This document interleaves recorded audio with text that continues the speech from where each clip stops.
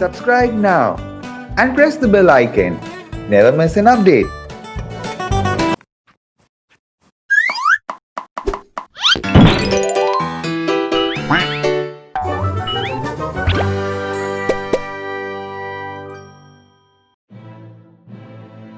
அது ஒரு கோடைக்காலம். காட்டுல உள்ள குளம், ஆறுகள் எல்லாம் அதிக வெப்பத்தால வறண்டு போனது. அந்த காட்டுல காக்கா ஒண்ணு இரை தேடி பறந்து வந்துச்சு. என்னடா இது? இது காடா இல்ல பாலைவனமா? தாகம் வேற தொண்டையை அடைக்குது. எங்கேயும் ஒரு சொட்டு தண்ணியை கூட காணோம். தண்ணீர் தேடி அந்த காக்கா அலைஞ்சது. அதனால ரொம்ப சோர்வா ஆனது. எங்க தண்ணி கிடைக்கும்னே தெரியலையே. கா கா கா. ஐயோ, கத்த கூட முடியலையே. காக்காவால பறக்க முடியாம அப்படியே கீழே வந்து விழுந்தது. ஐயோ, போச்சே. இனிமே என்னால பறக்க கூட முடியாது.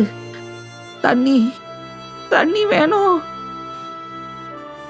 அப்போ அங்க ஒரு பானை இருந்தது. காக்காவும் அதை பார்த்தது. அருமை.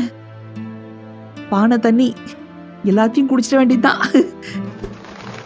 ஆவலோட காக்கா போய் அந்த பானையை பார்த்தது.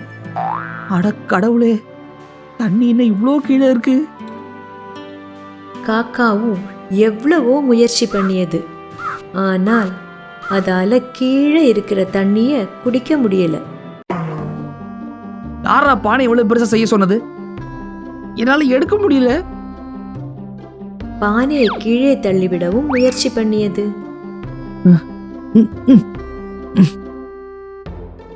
எவ்வளவு தன்னாலும் நகத்த கூட முடிய மாட்டேங்குது. சாப்பிட்டு இருந்தாலும் தெம்பு இருக்கும், அதுவும் இல்ல. இப்ப நான் என்ன பண்றது?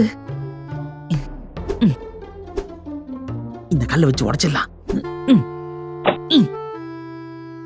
பானையை உடைக்க கல்லை கொண்டு வந்து உள்ளே போட்டது. அப்போதான் காக்காவுக்கு ஒரு யோசனை வந்தது. எனக்கு ஒரு யோசனை தோணுது. கல்லை போட்டா தண்ணி மேல வருது. அப்ப இன்னும் கொஞ்சம் கல்லை போடுவோம். காக்காவும் கொஞ்சம் கொஞ்சமா கற்களை கொண்டு வந்து பானைக்குள்ள போட்டது. தண்ணியும் கொஞ்சம் கொஞ்சமா மேல வந்தது. அப்பாடா, தண்ணி மேல வந்துருச்சு. தாகம் தீர காக்கா தண்ணீரை குடிச்சது. தாகம் தீர்ந்த சந்தோஷத்துல பறந்து போனது. குழந்தைகளா, முயற்சி திருவினையாக்கும் அப்படிங்கிறத இந்த காக்காவோட செயல்களை வச்சு தெரிஞ்சுக்கிட்டோம்.